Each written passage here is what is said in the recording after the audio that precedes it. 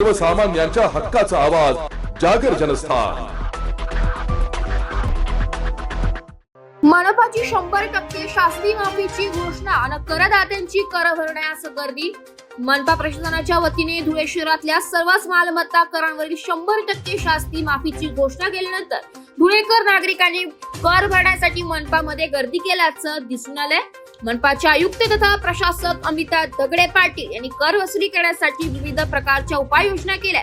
त्यातच आता 18 मार्च ते 31 मार्च पर्यंत मालमत्ता करावरील 100% शास्ती माफ केल्याने नागरिकांनी कर भरण्यास सुरुवात केली आहे।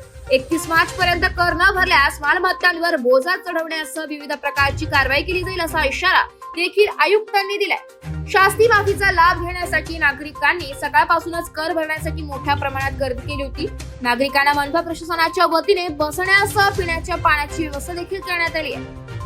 धुळे महानगरपालिका आयुक्त तथा प्रशासक अमिता दगडे पाटील यांच्या आदेशाने दिनांक 8/3/2025 पासून ते 31 मार्च 2025 अखेर धुळे शहरातील ज्या मालमत्ता धारकांकडे थकबाकी आहे अशा शास्ती माफी योजना 100% देण्यात आलेली आहे। तरी धुळे शहरातील हद्दवाढसह शहरातील लोकांनी त्वरित महानगरपालिका कार्यालयात येऊन मालमत्ता कर व पाणीपट्टी कर भरून शास्ती माफीचा लाभ घ्यावा व तसेच जे मालमत्ता धारक 31 मार्च अखेर भरणा करणार नाहीत अशांवर 1 एप्रिल पासून सदर इतर कारवाई करण्यात येणार आहे। तरी धुळे शहरातील तमाम मालमत्ता धारकांना कळवण्यात येते की त्यांनी या शास्ती माफीचा लाभ घेऊन मालमत्ता कर व पाणीपट्टी कर भरावा ही विनंती। शास्ती माफीचा पहिला दिवस असून 25 ते 30 लाखाच्या आसपास आज भरणा येईल। त्यानंतर भरणा उद्यापासून अजून वाढण्याची शक्यता आहे।